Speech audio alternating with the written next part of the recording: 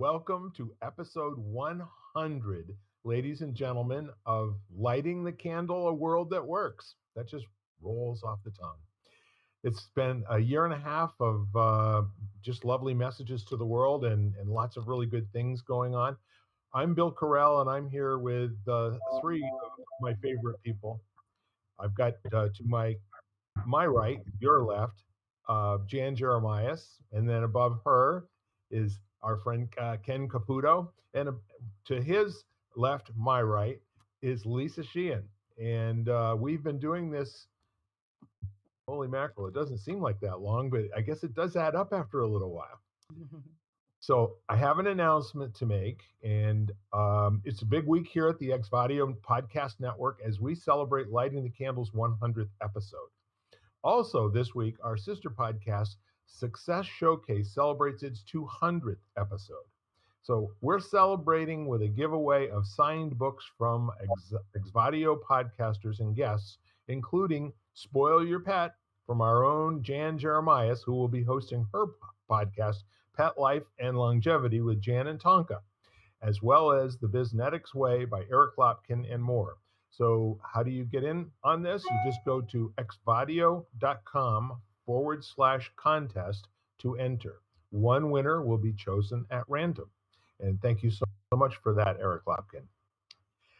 So here we are, and we typically start off with a pretty mundane word, and then we try to add some volume and some flesh to it, with our different stories and different takes. And when you get to episode 100, they tell me that something, very miraculous happens. That episode 100 actually means you're a real podcast. I'm not sure if I'm ready for that, but apparently, in some views, 100th episode is a really good one. So I'd like to just begin by inviting my three cohorts here to maybe share a little bit for a few minutes what the last year and a half has been like, constructing 100 episodes of Lighting the Candle, a World That Works. And Mr. Ken and Miss Lisa, you probably are, tied for who's been on the most numbers of broadcasts other than myself. But why don't we do it this way? Ladies before gentlemen, and Lisa, what's it been like for you to be on this podcast for a year and a half? I think it's like life. It ebbs and flows, goes up and down. I think like anything that you have a structure for, some days you just can't wait to get there, and other days you don't know how you're going to fit it in. But I also know that constantly learning and taking classes and trying to improve body, mind, soul, and planet. So I wanted to become better at speaking. Apparently, it's not working well right now. But that I wanted to experience that more. And of course, a podcast is a brilliant way to do that. So I like feeling more comfortable. I think at the beginning, your mind starts invading and saying, "Did I say the right thing? Why did I say that? What will they think of me?" But I like it better now. I mean, it's so free flowing that we've done that. There's no script, obviously, and so we kind of speak from our hearts and from experience. So I enjoy that aspect of it too. So I like being able to grow in a platform or be involved in something that helps me grow as well as sharing things that I've learned with all of you and everyone listening. Excellent. Mr. Ken. I was actually reflecting on this a little bit, and I think, we talk about candles, lighting candles, and a big part of that is you have to cultivate the light in your own candle, or you can't light anything else, you know. And this conversation that we've been having, this kind of meandering conversation, has been really a testament to the value of meaningful conversation, and actually, having an agreement that you're going to question, you're going to explore, you're going to say I don't know.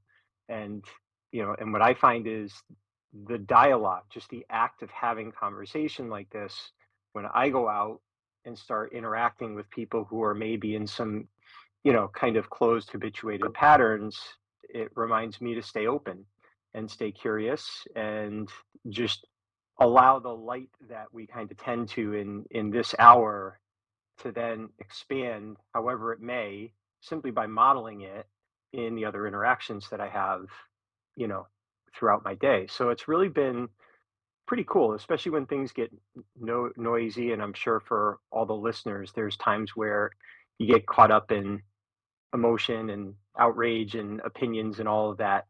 And this is a place where, first and foremost, we've just committed to the dialogue, and allowing that to lead us wherever it leads us. Mhm. So it's been pretty powerful. That's great. Miss Jan, how about you? Being the newest person to the clan, um, it for me it reminds me of when I teach yoga and I'm in a class and I start in one space and I end in another. So I start class and I'm in one place, and some of that comes from when I speak as a teacher or when I share with you all here. Sometimes I think we all aren't necessarily clear sometimes what we want to say or where we're going, and then all of a sudden it becomes crystal clear, and that happens in the dialogue and the conversation. That happens by hearing other people and listening and truly listening. So I think for me, it's just this, I love when I first get on, and then as I leave, and the fact that of what I think about afterwards, like the residual effects of how it remains, and what I ponder going forward, and what I share with other people. Mm, that's great. I'm reminded of, well, actually, I'm just going to coin a phrase here: conversational alchemy. You and I are creating gold. Uh, we're doing it in the sharing of thoughts with each other, and we're also doing it in the spontaneity of having no particular direction that we want or need to go, other than to invite people to get lost in a conversation for roughly an hour a week, and at the end of which, feel pretty good about it. That there's things that we could talk about that would actually consume time and energy and air, and they would make no difference to the world. And it's kind of an audacious statement when we first started this, that we could actually generate a conversation that would touch other people and allow them to bring some light into their lives as well. And not the light that we're giving them, the light that's being ignited and choose to be ignited by the people that are being ignited, and then going and delivering that to their families, friends, clients, vendors, whatever. And at the end of the day, if a few people get more enjoyment out of the next trip around the sun, not a bad way to spend our time, I don't think. So I don't want to be, um, too significant about what we've done, because we've actually creatively wasted a lot of time in the last year and a half, which it's been a ball. And from a standpoint of productivity and what matters to people, it's kind of an interesting thing to me to think that because of the durability of where these podcast platforms are, I can go and look for podcasts that I listened to as long ago as 15, 16 years. They're still there. That's kind of a neat thing to think about, that at some point in the future, some child or some young adult or some person a lot older than me uh, will listen to something that we've said in this period of pretty much chaos with regard to COVID and all the things going on in the world. And maybe, just maybe, their day will be just a little bit brighter, maybe have a little bit more spring in their step.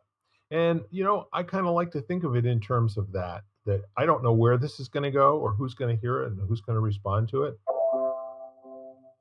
And I really do love being in a conversation with smart people, you know, and here we are. Can we throw that question back at you? Sure. So how's the past year and a half doing this podcast Well, affected you? it's been a very interesting prospect. It's been wonderful, actually. I've gotten to hear great stories from all of you fine folks. Plus, there's probably been another just under a dozen people that have either were on in the early days and are no longer on, or were guests or what have you. And it's been fun for one thing. And the other thing that I have to say is, you all have been marvelous about allowing me to be in all 100 episodes, and that's kind of like the tie that binds. And by convening these meetings and being the person, you know, I just really do have a great appreciation for all of you as people. And I'm talking to the people that are listening as well. I have another podcast that I'm doing, which is called the 100 Person Project, which all three of these beautiful folks have been interviewed by me. And that's going extremely well. And I have to tell you, I'm interested in doing yet another podcast. And the whole idea is that if I come away from a half hour or an hour with other people, and I'm feeling like I actually can be productive in where I'm going and what I'm doing, then what's it doing for those people as well? And I have to tell you that each one of you, after we were finished doing that one-on-one, there was something that showed up in your face, like a lot brighter. Like you actually all were beaming. I don't know if you can remember that experience, but we're up to, I think I've recorded 8 or 9 interviews so far, and I'm really, really enjoying the whole notion of, it doesn't matter what we're talking about, as long as two people are genuinely and authentically or more sharing with each other. That's what I get out of it. I think that that interaction between us is extremely important. And that said, getting this 100th podcast to a recording has not been an easy task. For those of you at home, you may notice that the last almost month, there's been something going on with some kind of disruption or illness or COVID. I actually did have COVID 3 weeks ago. I'm mostly better now. And with that all said, I don't really have a lot more to add. And thank you for asking me directly, Lisa, because I do gush, and I do have a very emotional connection with all three of you. And I actually love you a whole lot, all three of you. And that said, the word for this week, I would like us to spend a little bit of time knocking around respect and appreciation.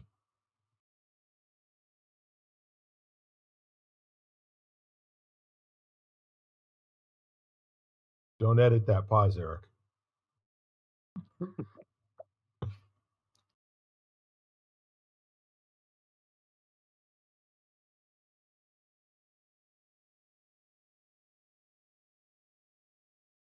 Outward facing, inward facing, or both? All of the above.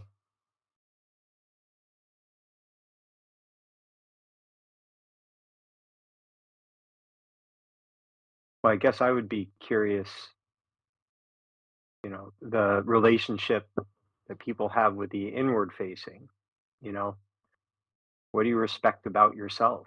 What do you appreciate in yourself? I mean, if we're talking about